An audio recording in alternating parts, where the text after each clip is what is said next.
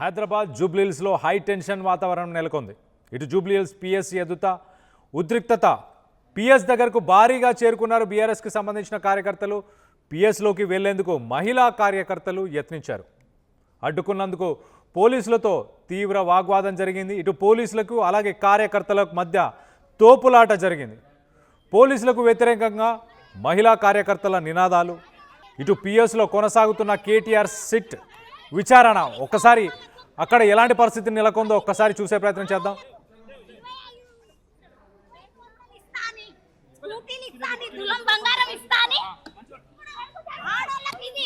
Road మీద జరిగే అవమానం ఇది. ఆడోళ్ళకు రోడ్ మీద జరిగే రోడ్ మీద ఆడోళ్ళకు జరిగే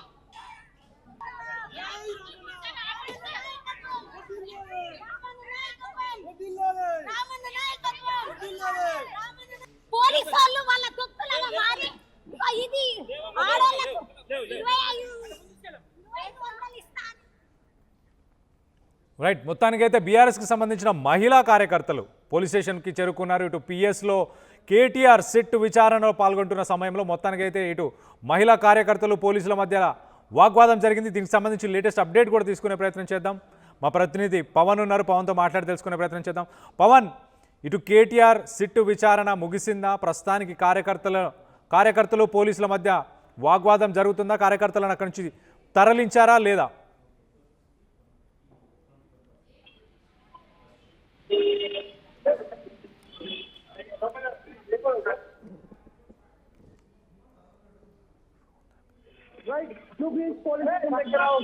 వాతావరణం ఏర్పడింది. చుట్టూ కూడా పోలీస్ పహారాతో భారీ బందోబస్తు ఏర్పాటు చేయడం జరిగింది. లోపల సుమారుగా 10:30 గంటల సమయానికి కేటీఆర్ లోపలికి వెళ్ళడం జరిగింది. సిట్ ఆఫీస్ లోపలికి స్పెషల్ ఇన్వెస్టిగేషన్ టీం కంటిన్యూస్ గా విచారిస్తూనే ఉంది. సుమారుగా మరి కాసేపట్లో ఇంకొక 5 నిమిషాల్లో కూడా మరో 5 నిమిషాల్లో కేటీఆర్ బయటకు వచ్చే అవకాశం ఉన్న నేపథ్యంలో మొత్తం కూడా జూబ్లీహిల్స్ పోలీస్ స్టేషన్ మొత్తం కూడా ఇదంతా కూడా ఒక ఉద్రిక్త వాతావరణం నెలకొంది. చుట్టూ కూడా హై సెక్యూరిటీ పెట్టారు.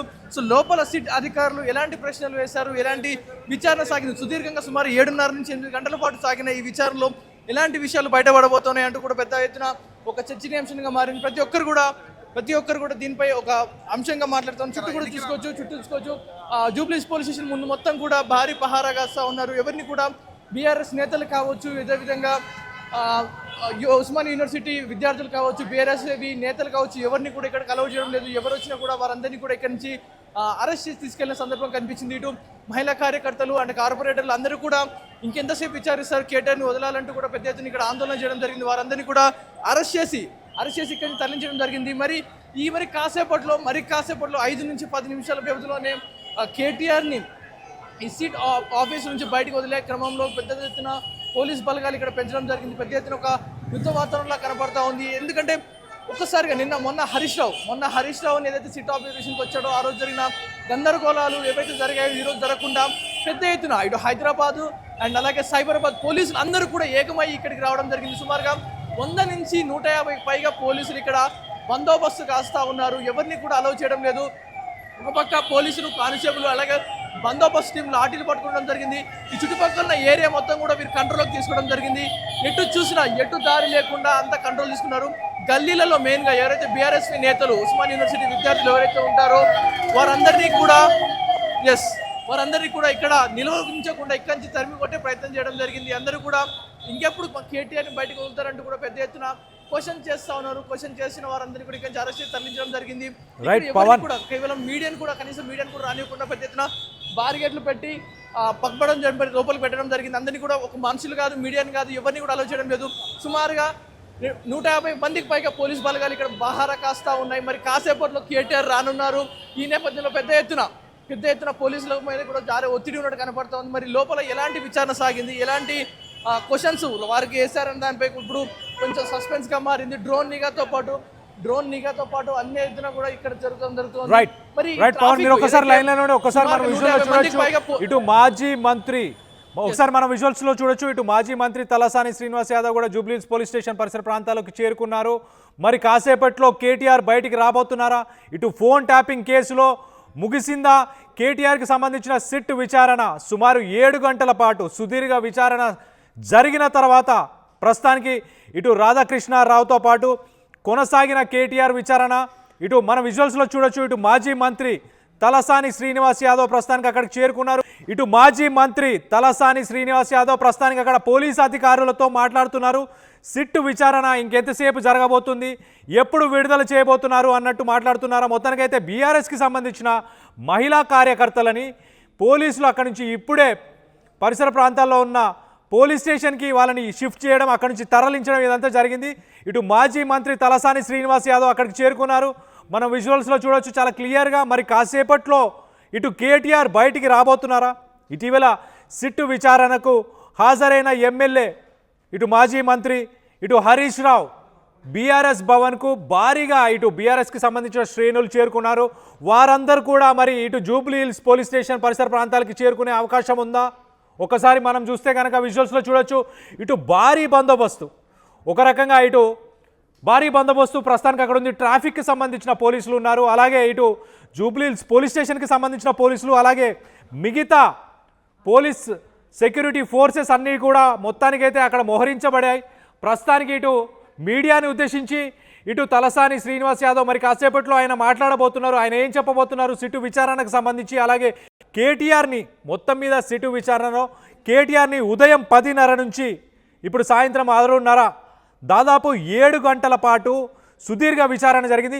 ఒకసారి మంత్రి తలసాని శ్రీనివాస్ యాదవ్ మాట్లాడుతున్నారు, ఒకసారి ఆయన మాట్లాడుతున్నారు, వినే ప్రయత్నం చేద్దాం. చూద్దాంలే, చూద్దాం. ఇంకో స్కామ్ ఏదో బయట పెట్టింది తలసాని గారు, ఇంకో స్కామ్ కూడా ఏదో బయట పెట్టినట్టు తాజాగా, ఒక్కో స్కామ్ కాకుండా ఏదో అవన్నీ చెప్పారు కదా, హరీష్ రావు గారు చెప్పారు కదా. సరే, వాళ్ళ అల్ప సంతోషం కోసం జరిగే హరాస్మెంట్ కానివ్వండి.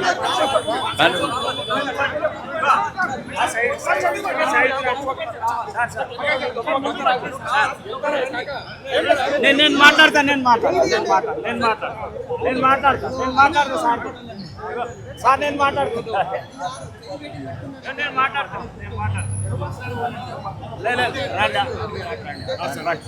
అటువంటి జాగిరి భాయ్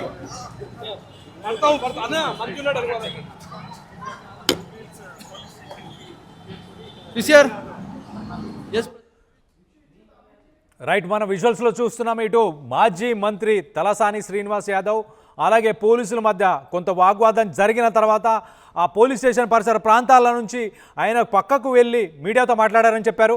ఒక్కసారి ఆయన ఏం మాట్లాడుతున్నారో వినే ప్రయత్నం చేద్దాం. చాలా గ్యాప్ ఉంది, గ్యాప్ ఉంది, చాలా గ్యాప్ ఉంది.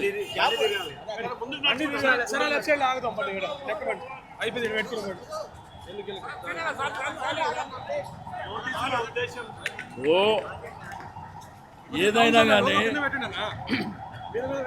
ప్రజాస్వామ్యంలో ప్రభుత్వాలు వస్తుంటాయి పోతుంటాయి, కానీ కక్ష సాధింపులు అనేది ఏ ప్రభుత్వానికి కూడా కరెక్ట్ కాదు. ప్రజలు నీకు అవకాశం ఇచ్చినప్పుడు మంచి పరిపాలన అందించి ప్రజల మన్ననలు పొందాలి. 2 సంవత్సరాల 2 మాసాలు అయింది. ఈ పనికిరాని వ్యవహారాలతో మీరు సాధించేది రైట్. కేటీఆర్ ప్రస్తుతానికి సిట్ విచారణ అనంతరం బయటికి రావడం జరిగింది. ఏదైతే మనం సుమారుగా 7 నుంచి 8 గంటల పైగా జరిగిన ఈ విచారణలో కేటీఆర్ని బయటికి వదలడం జరిగింది. సో పెద్ద ఎత్తున పోలీసు ఆందోళన నడుమ బయటికి రావడం జరుగుతూ ఉంది. ఒకసారి మనం విజువల్లో చూసుకోవచ్చు, పెద్ద ఎత్తున ఘర్షణ సాగుతూ ఉంది ఇక్కడ పోలీసులకి అండ్ ఇక్కడ ఉన్న జనాలు మీడియా పెద్ద ఘర్షణ సాగుతూ ఉంది. పెద్ద ఎత్తున పోలీసులు హడావిడి చేస్తున్న కనపడతా ఉంది. ఇటు రాజకీయ నాయకులతో పాటు వీరు పోలీసులు పెద్ద ఎత్తున ఉత్సాహం చూపించినట్టు కనిపిస్తూ ఉంది. ఎందుకని వీరు ఇంత అత్యుత్సాహం చూపిస్తూ ఉన్నారు? మరి ఇటుకి కేటీఆర్ వచ్చిన సముద్రంలో రైట్. జై రమణ, జై రమణ.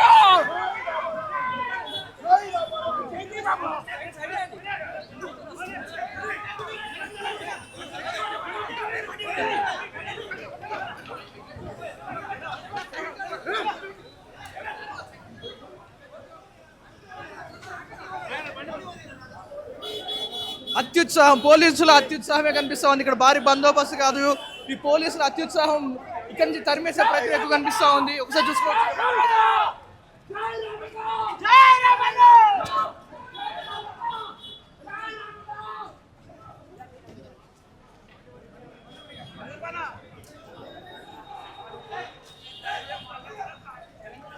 రైట్, మనం విజువల్స్లో చూడొచ్చు 7 గంటల సుదీర్ఘ విచారణ తర్వాత మొత్తానికైతే కేటీఆర్ బయటకు వచ్చారు. బయటకు వచ్చి ఆయన వెళ్ళే ప్రయత్నం చేశారు.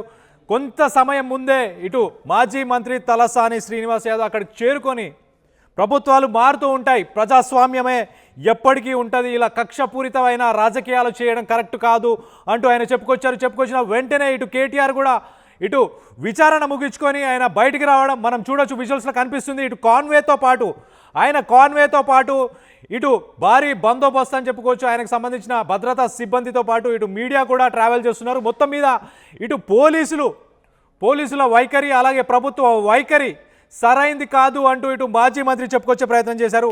ఒకసారి మనం చూస్తే ఇటు కేటీఆర్ ప్రెస్ మీట్ సర్వత్రా ఆసక్తికరంగా ఉంది. దాని తర్వాత ఇటీవల సిట్ విచారణకు హాజరయ్యారు ఇటు మాజీ మంత్రి హరీష్ రావు. దాని తర్వాత బీఆర్ఎస్ భవన్కి భారీగా ఇటు బీఆర్ఎస్కి సంబంధించిన నాయకులు, మహిళా నేతలు వీళ్ళందరూ కూడా చేరుకున్నారు. మనం విజువల్స్లో చూడొచ్చు, అక్కడ ట్రాఫిక్ పూర్తిగా స్తంభించిన పరిస్థితి, అలాంటి పరిస్థితి నెలకొంది. మొత్తం మీద ఇటు జూబ్లీహిల్స్ పోలీస్ స్టేషన్ పరిసర ప్రాంతాల్లో ప్రస్తుతానికి హై టెన్షన్ వాతావరణం అయితే నెలకొని ఉంది. ఒక్కసారి మనం చూడొచ్చు ఇటు విజువల్స్లో పోలీసులు అక్కడున్న బీఆర్ఎస్కి సంబంధించిన నేతలు కార్యకర్తలు వీళ్ళందరినీ కూడా అక్కడి నుంచి తరలించారు. దాని తర్వాత ఇటు మాజీ మంత్రి తలసాని శ్రీనివాస్ యాదవ్ అక్కడికి చేరుకొని ప్రజాస్వామ్యమే ముఖ్యం, ప్రభుత్వాలు మారుతూనే ఉంటాయి. ఇప్పుడు మనం విజువల్స్లో కూడా చూడొచ్చు, అక్కడ ప్రభుత్వానికి వ్యతిరేకంగా బీఆర్ఎస్కి సంబంధించిన కార్యకర్తలు, నాయకులు కొంత స్లోగన్స్ ఇచ్చుకుంటూ, అలాగే ఉస్మానియా యూనివర్సిటీకి సంబంధించిన విద్యార్థులు కూడా కొన్ని స్లోగన్స్ ఇస్తున్నారు. అవి కూడా ఒకసారి వినే ప్రయత్నం చేద్దాం.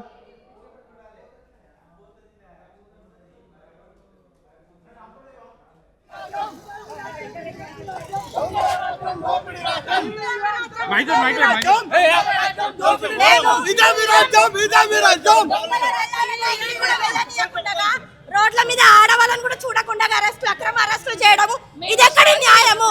శాంతి ఉండాలి, మేము ఉన్నాము. పోలీసు వాళ్ళు మాకు రక్షణ ఇస్తారా? లేకపోతే మమ్మల్ని అరెస్ట్ చేస్తారా? ఇది ఎక్కడి రాజ్యము? ప్రజల రాజ్యం అంటున్నారు, ఇది ఎక్కడ ప్రజా రాజ్యం ఉంది? చెప్పాలి మాకు. నిదానంగా మేము ముందుకు వస్తుంటే మమ్మల్ని అక్రమంగా అరెస్ట్ చేసి ఎట్లా పడితే అట్లే లాక్కుపోతున్నారు. ఈ ముఖ్యమంత్రి ఏ ముఖ్యమంత్రి? మహిళలకు కూడా కొంచెం కూడా గౌరవం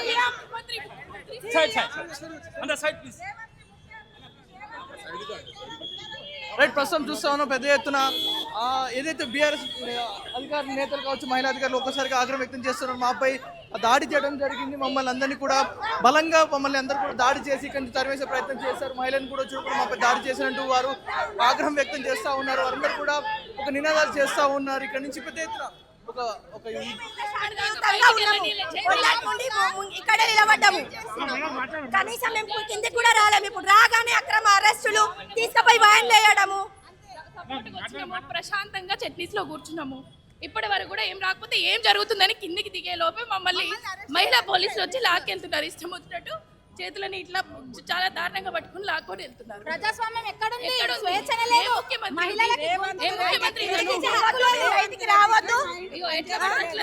సిగ్గు శరం అనేది ఉంటే, ప్రభుత్వం అనేది ఉంటే, ప్రజల మంచి చెడు అనేది చూడాలి, ఇచ్చిన పథకాల మీద ఫోకస్ పెట్టాలి. కానీ మా నాయకుల మీద కక్షపూరితంగా ఇలాంటి అక్రమ కేసులు పెట్టుకుంటా, సీట్ అనేది ఒక ఉద్దేశంతో ప్రజలను మప్పు పెట్టుకుంటా 420 హామీలు ఇచ్చిన దొంగ సీఎంగా నీకు సిగ్గు అనేది ఉందారా? ఇలా హైదరాబాద్ గడ్డ మొత్తం అల్లా కల్లాలమవుతుంది, భాగ్యనగరం మొత్తం అల్లా కల్లాలమవుతుంది. సీఎం రేవంత్ రెడ్డి, నువ్వు దేశాలల్లో పోతే ఇక్కడ ఉన్న ప్రజలేం కావాలి, నియోజకవర్గాలు ఉన్న ప్రజలేం కావాలని నేను అడుగుతున్నాము. ఇంకొకసారి మా బీఆర్ఎస్ నాయకులను అరెస్టు అని ఈ ఎలక్షన్ల మూమెంట్లో అరెస్ట్ అని పెడితే బిడ్డ కాన్ఫరెన్స్లలో మీ కార్యకర్తలను, మీ లీడర్లను చెప్పులు పట్టి తరుగుతామని నేను హెచ్చరిస్తున్నాను.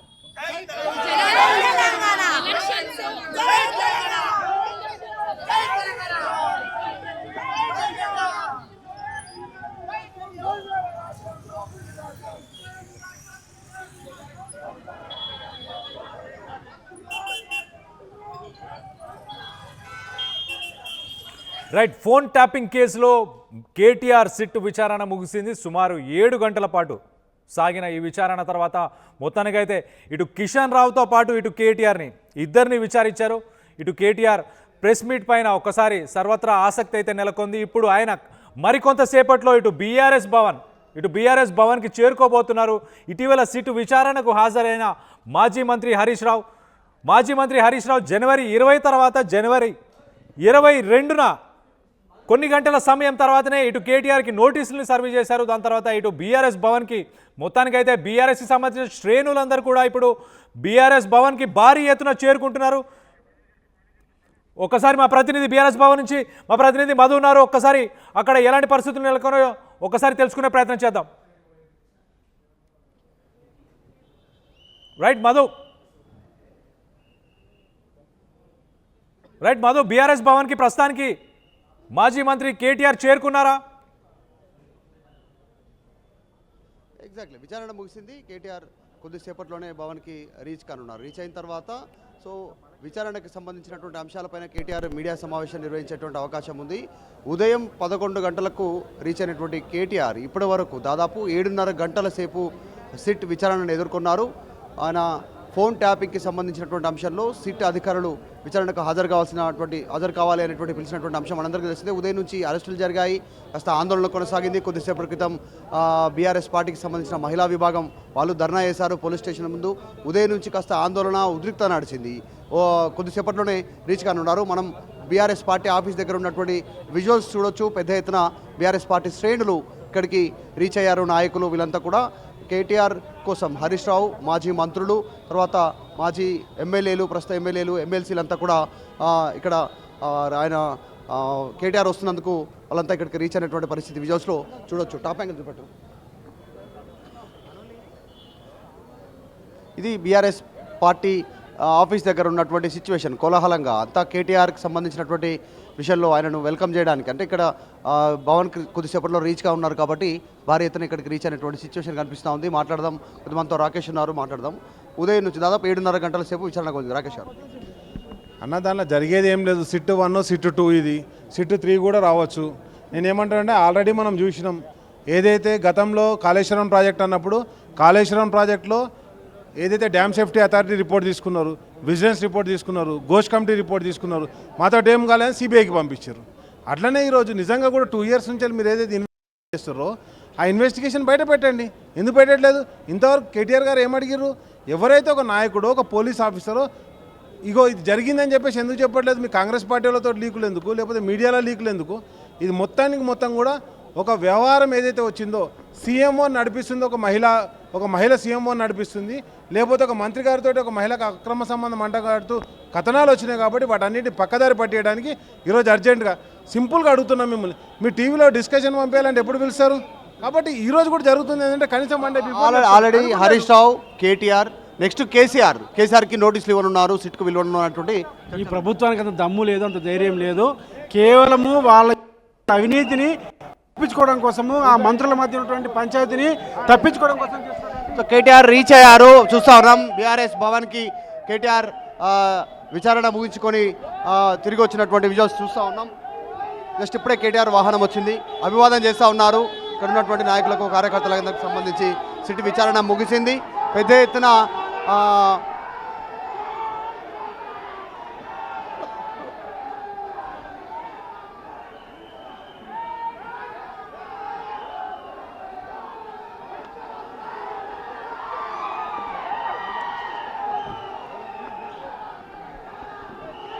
ఎత్తున అభిమానులు వెల్కమ్ చేస్తూ ఉన్నారు కేటీఆర్ని. సిట్ విచారణ ముగించుకొని వచ్చిన తర్వాత విజువల్స్లో ఎక్స్క్లూజివ్ విజువల్స్ చూస్తూ ఉన్నాం. ఆర్టీవీ స్క్రీన్ పైన కేటీఆర్ని వెల్కమ్ చేస్తూ ఉన్నారు. మాజీ ఎమ్మెల్యేలు కానీ, మాజీ మంత్రులు కానీ, కార్యకర్తలు, నాయకులంతా కూడా లోపల తీసుకెళ్తా ఉన్న పరిస్థితి. కొద్దిసేపట్లోనే కేటీఆర్ సిట్ విచారణకు సంబంధించినటువంటి అంశం పైన ఆయన మీడియా సమావేశం నిర్వహించనున్నారు. మీడియా సమావేశంలో ఆయన మరిన్ని అప్డేట్స్, అంటే లోపల ఏం జరిగింది, ఏమేమి క్వశ్చన్ చేశారు, ఏ ప్రయత్నం చేశారు, కొనసాగి ఈ అంశాలను కేటీఆర్ వివరించేటువంటి పరిస్థితి ఉంది. మొత్తం బీఆర్ఎస్ పార్టీ భవన్ అంతా కూడా కార్యకర్తలు, నాయకులతో నిండిపోయినటువంటి సిచ్యువేషన్ ఉంది.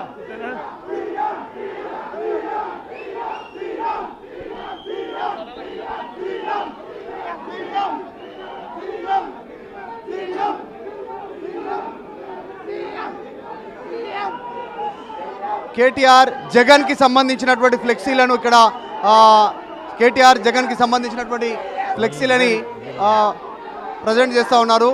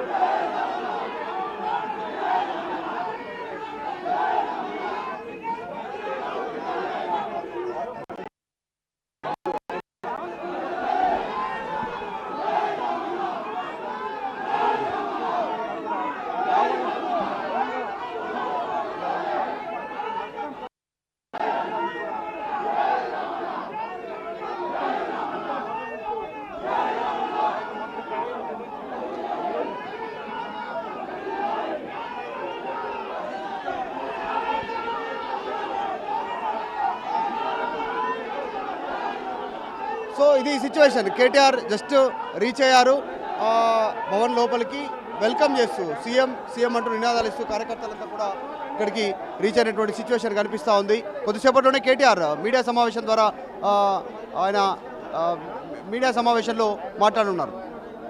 రైట్ మధు, మీరు ఒకసారి లైన్లో అలానే ఉండండి. మొత్తం మీద ఇటు కేటీఆర్ 7.5 గంటల పాటు సాగిన విచారణ తర్వాత మొత్తానికైతే ఇటు భారీ బీఆర్ఎస్కి సంబంధించిన కార్యకర్తలు నేతలు భారీ ఎత్తున ఇటు బీఆర్ఎస్ భవన్కి చేరుకున్నారు. చేరుకొని ఆయనకి అభివాదం చేస్తూ ఇటు సీఎం అంటూ కూడా స్లోగన్స్ కూడా వాళ్ళు మొత్తానికైతే ఇటు కేటీఆర్కి స్లోగన్స్ ఇస్తూ తనని బీఆర్ఎస్ భవన్లోకి తీసుకెళ్లే ప్రయత్నం చేస్తున్నారు. సో మొత్తం మీద కేటీఆర్ మరి కాసేపట్లో ఇటు సిట్ విచారణలో ఏం జరిగింది, ఏం ప్రశ్నలు అడిగారు, ఇటు అక్కడున్న నాయకులు మాత్రం ఇటు కాళేశ్వరం ప్రాజెక్టులో ఎలాగైతే విచారణ చేశారో సిట్ 1, సిట్ 2, సిట్ 3, అలాగే ఈ ఫోన్ ట్యాపింగ్ కేసులో కూడా అలానే సిట్ 1, సిట్ 2, సిట్ 3 ఇలా ఉండబోతుంది అంటూ వాళ్ళు అక్కడున్న నాయకులు చెప్పుకొస్తున్నారు. ఒకసారి ఇటు మాజీ మంత్రి తలసాని ఏం మాట్లాడారో ఒకసారి మీకు చెప్పే ప్రయత్నం చేస్తా. ఇటు మాజీ మంత్రి తలసాని శ్రీనివాస్ యాదవ్ చాలా క్లియర్గా ప్రభుత్వాలు మారుతుంటాయి కానీ ప్రజాస్వామ్యమే ముఖ్యం, ఇటు కక్షపూరితమైన రాజకీయాలకి స్వస్తి పలకాలి, కక్షపూరితమైన రాజకీయాలు చేయకూడదు అంటూ ఇటు మాజీ మంత్రి తలసాని శ్రీనివాస్ యాదవ్ చెప్పుకొచ్చారు. ఒకసారి మనం విజువల్లో చూడొచ్చు. ఆయన కేటీఆర్ కారు దిగిన వెంటనే అక్కడి నుంచే ఇటు స్లోగన్స్ ఇస్తూ జై కేటీఆర్, జై రామన్న, సీఎం అంటూ నినాదాలు చేసుకుంటూ మొత్తానికైతే లోపలికి తీసుకెళ్లారు. సో మరి కాసేపట్లో ఇటు కేటీఆర్ సిట్టు విచారణలో ఏం జరిగినాయి, ఎలాంటి క్వశ్చన్స్ అడిగారు, ఏం అడిగారు, 7.5 గంటల పాటు జరిగిన ఈ విచారణకు సంబంధించి మనకి కేటీఆర్ వివరణ ఇవ్వబోతున్నారు, మీడియా సమావేశంలో మాట్లాడబోతున్నారు. ఒకసారి మనం చూస్తే కనుక మార్నింగ్ నుంచి సిరీస్ ఆఫ్ ఈవెంట్స్ ఒకసారి మనం చూస్తే కనుక ప్రెస్ మీట్కి వెళ్ళే ముందు ఇటు సిట్టు విచారణకు వెళ్ళే ముందు ఇటు బీఆర్ఎస్ భవన్లో ఇటు మీడియాని ఉద్దేశించి కేటీఆర్ మాట్లాడారు. ఇది డ్రామా పాలిటిక్స్ అంటూ చెప్పే ప్రయత్నం చేశారు, ఇది రివెంజ్ పాలిటిక్స్ అంటూ ఇటు చెప్పే ప్రయత్నం చేశారు. సో మొత్తం మీద దాని తర్వాత ఆయన సిట్టు విచారణకి ఉదయం 10:30-11 గంటల సమయం, ఆ సమయంలో ఆయన మొత్తానికైతే అక్కడ చేరుకున్నారు. మన విజువల్స్లో చూడొచ్చు, రైట్ సైడ్ విజువల్స్లో ఇటు మంత్రి హరీష్ రావు, అలాగే ఇటు ఎమ్మెల్యే మాజీ మంత్రి హరీష్ రావు, అలాగే ఇటు ఎమ్మెల్యే పాడి కౌశిక్ రెడ్డి, అలాగే బీఆర్ఎస్కి సంబంధించిన నాయకులు నేతలు, మాజీ మంత్రి కొప్పులీశ్వర్, వీళ్ళందరూ అక్కడ ఉన్నారు. వాళ్ళందరినీ కరచలనం చేస్తూ వాళ్ళందరితో మాట్లాడే ప్రయత్నం చేస్తున్నారు మాజీ మంత్రి. మనం చూడొచ్చు ఇటు సబితా ఇంద్రారెడ్డి, అలాగే బీఆర్ఎస్కి సంబంధించిన ఇతర నాయకులందరూ కూడా ప్రస్తుతానికి అక్కడ ఉన్నారు, వాళ్ళందరినీ కూడా కలిశారు. సో బీఆర్ఎస్ పార్టీ ఆఫీస్లో ప్రస్తుతానికి బీఆర్ఎస్కి సంబంధించిన నేతలు, నాయకులు, మాజీ మంత్రులు, ఎమ్మెల్యేలు, ఎంపీలు, అలాగే వీళ్ళందరూ కూడా ఇప్పుడు అక్కడికి చేరుకున్నారు. మరి కాసేపట్లో మరి ఇటు కేటీఆర్ మీడియాను ఉద్దేశించి మాట్లాడబోతున్నారు. సో అసలైన తొలి వెలుగు. ఫాలో వాట్సాప్ @తొలి వెలుగు అఫీషియల్.